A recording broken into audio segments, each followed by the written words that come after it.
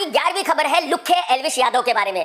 भाई साहब, आप सभी जानते हैं कि ये एक नंबर का लुक्खा है, अनपढ़ है, गवार है, बोलना इसको आता नहीं है, लड़कियों को गालियां देना ये खूब जानता है। मेरी समझ में नहीं आता कि जो इसके घर में औरतें हैं, इसकी माँ है, बहन है, भाभी है, वो इसको कूटते क्यों नहीं। एक्चुअली उन्होंने इसको नीचे डाल के जूतों से मारना चाहिए। मेरे ख्याल में जो इसके घर में औरतें हैं उन्होंने इसका बहिष्कार कर देना चाहिए। इस लुक्खे को खाना पानी बिल्कुल नहीं देना चाहिए, इसको घर में घुसने भी नहीं देना चाहिए। हकीकत तो ये है। खैर, आप सभी जानते हैं कि इस लुक्खे ने ओटीटी बिग बॉस जीता है। क्या ओटीटी बिग बॉस नहीं जीता, ओटीटी बिग बॉस। और वो ओटीटी बिग बॉस जीतने के बाद ये लुक्खा गवार अपने आप को बहुत बड़ा सुपरस्टार समझ रहा है। ये वापस हरियाणा चला गया और हरियाणा के सीएम है खट्टर साहब। उनको बेचारों को क्या पता कि भाई बिग बॉस क्या है, फिल्में क्या है। तो खट्टर साहब को किसी ने बताया होगा कि सर वो एल्विश यादव है, वो ओटीटी का बिग बॉस जीत गया है। अरे बहुत बड़ा कारनामा कर दिया है सर जी वो बहुत बड़ा सुपरस्टार बन चुका है, शाहरुख खान से भी बड़ा सुपरस्टार बन चुका है सर उसका वेलकम करना बहुत जरूरी है। उसके पास आप जाओ तो आप न्यूज में आ जाओगे। काश किसी ने खट्टर साहब को ये बताया होता कि सर जी ये एक नंबर का लुक्खा है, इसको ओटीटी बिग बॉस में बुलाया गया था, इसको तो जो मेन बिग बॉस है उसमें भी नहीं बुलाया गया।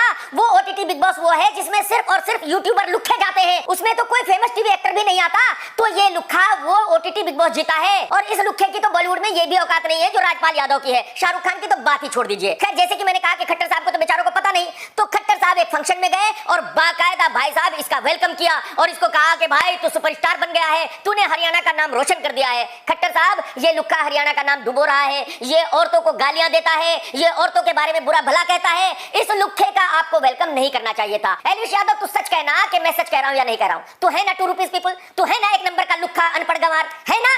याद रखना मेरी बात बेटा। लेकिन मुझे अफसोस इस बात का हुआ कि खट्टर साहब इस लुक्खे को मिलने गए, इसका वेलकम तो किया, लेकिन जब वहां के रेस्टलर्स बेचारे प्रोटेस्ट कर रहे थे और कुछ डिमांड कर रहे थे तो खट्टर साहब उनको मिलने नहीं गए। खट्टर साहब को उनकी परवाह नहीं है, इस लुक्खे की परवाह है। ये बात गलत है।